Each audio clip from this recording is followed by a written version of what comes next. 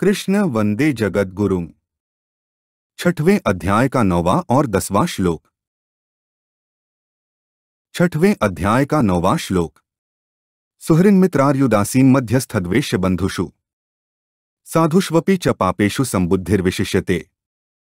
ऊपर कहे गए श्लोकों का अर्थ है, सुहृद मित्र, वैरी, उदासीन, मध्यस्थ, द्वेष्य और संबंधियों में तथा साधुआचरण करने वालों में और पापाचरण करने वालों में भी संबुद्धि वाला मनुष्य श्रेष्ठ है।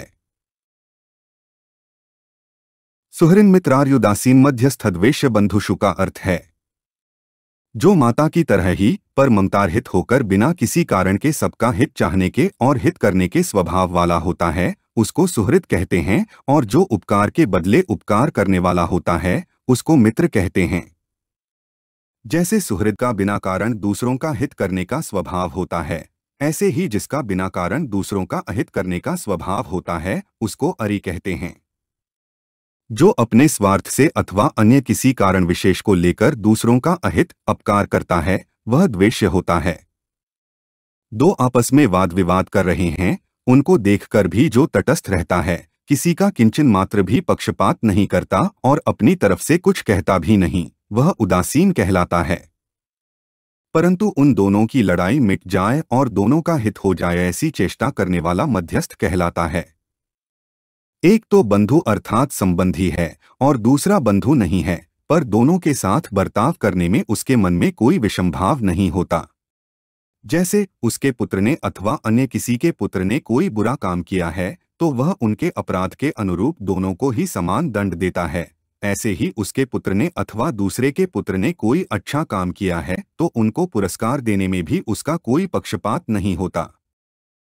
साधुष्वपि च पापेषु संबुद्धिर्विशिष्यते का अर्थ है, श्रेष्ठ आचरण करने वालों और पाप आचरण करने वालों के साथ व्यवहार करने में तो अंतर होता है और अंतर होना ही चाहिए, पर उन दोनों की हितैषिता में अर्थात उनका हित करने में, दुख के समय उनकी सहायता करने में उसके अंतःकरण में कोई विषमभाव पक्षपात नहीं होता। सब में एक परमात्मा है, ऐसा स्वयं में होता है। बुद्धि में सबकी हितैषिता होती है, मन में सबका हितचिंतन होता है और व्यवहार में परताम्यता छोड़कर सबके सुख का संपादन होता है। जहाँ विषम बुद्धि अधिक रहने की संभावना है, वहाँ भी संबुद्धि होना विशेष है। वहाँ संबुद्धि हो जाए तो फिर सब जगह संबुद्धि हो जाती है। इस श्लोक में भाव, गुण, आचरण आदि की भिन्नता को लेकर 9 प्रकार के प्राणियों का नाम आया है।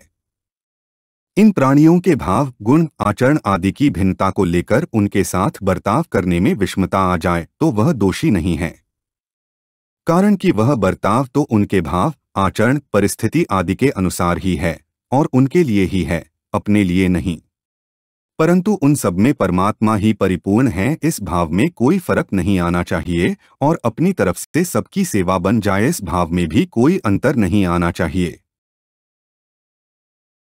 छठवें अध्याय का 10वां श्लोक। योगी युञ्जीत सततमात्मान रहसि स्थितः एकाकी यच्चित्तात्मा निराशीर परिग्रह। ऊपर कहे गए श्लोकों का अर्थ है, भोग बुद्धि से संग्रह न करने वाला, इच्छारहित और अंतःकरण तथा शरीर को वश में रखने वाला योगी अकेला एकांत में स्थित होकर मन को निरंतर परमात्मा में लगाए।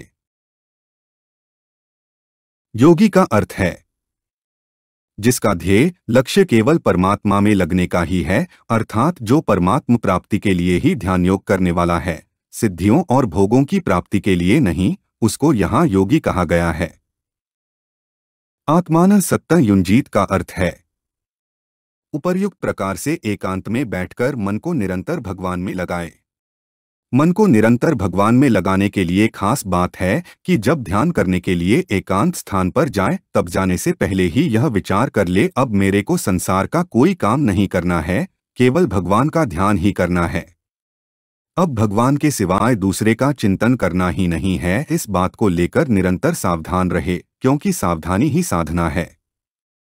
साधक के लिए इस बात की बड़ी आवश्यकता है कि वह ध्यान के समय तो भगवान के चिंतन में तत्परतापूर्वक लगा रहे, व्यवहार के समय भी निर्लिप्त रहते हुए भगवान का चिंतन करता रहे, क्योंकि व्यवहार के समय भगवान का चिंतन न होने से संसार में लिप्तता अधिक होती है।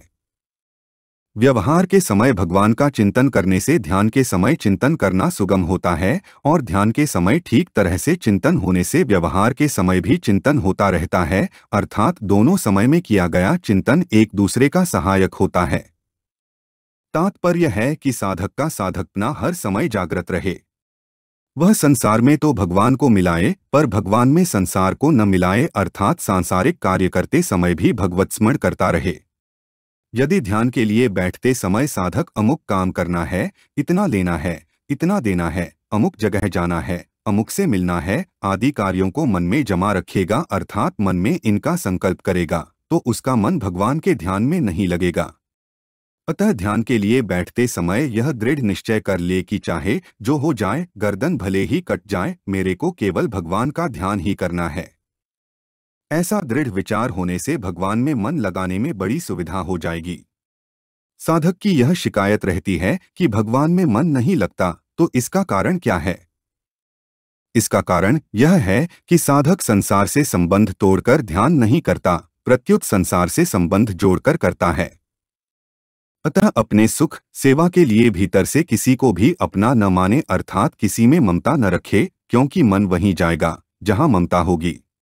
इसलिए उद्देश्य केवल परमात्मा का रहे और सबसे निर्लिप्त रहे तो भगवान में मन लग सकता है। रहस्य स्थितः का अर्थ है साधक को कहाँ स्थित होना चाहिए, इसके लिए बताते हैं कि वह एकांत में स्थित रहे, अर्थात ऐसे स्थान में स्थित रहे जहां ध्यान के विरुद्ध कोई वातावरण न हो।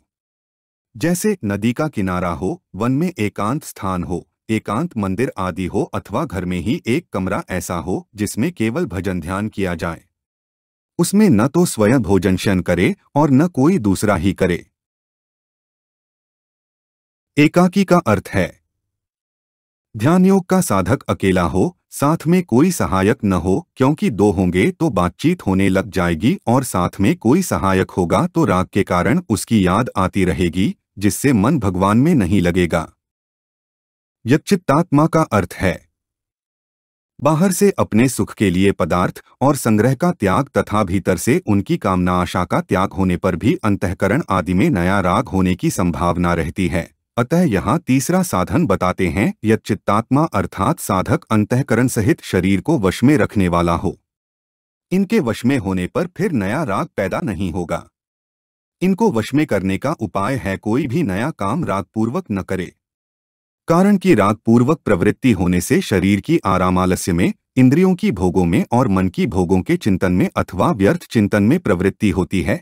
इसलिए अंतःकरण और शरीर को वश में करने की बात कही गई है। निराशीय का अर्थ है पहले अपरिग्रह पद से बाहर के भोग पदार्थों का त्याग बताया, अब निराशीय पद से भीतर की भोग और संग्रह की इच्छा का त्याग करने के लिए कहते हैं। तात्पर्य यह है कि भीतर में किसी भी भोग को भोग बुद्धि से भोगने की इच्छा, कामना, आशा न रखे। कारण कि मन में उत्पत्ति विनाशशील पदार्थों का महत्व, आशा, कामना परमात्म प्राप्ति में महान बाधक है। अतः इसमें साधक को सावधान रहना चाहिए।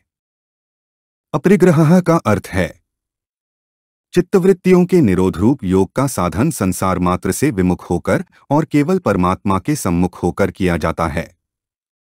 अतः उसके लिए पहला साधन बताते हैं अपरिग्रह, अर्थात अपने लिए सुख बुद्धि से कुछ भी संग्रह न करे। कारण कि अपने सुख के लिए भोग और संग्रह करने से उसमें मन का खिंचाव रहेगा, जिससे साधक का मन ध्यान में नहीं लगेगा। अतः ध्यान योग के साधक के लिए अपरिग्रह होना जरूरी है।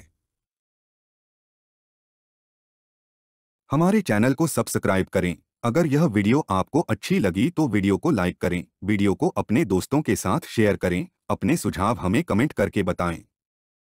जय श्री कृष्णा।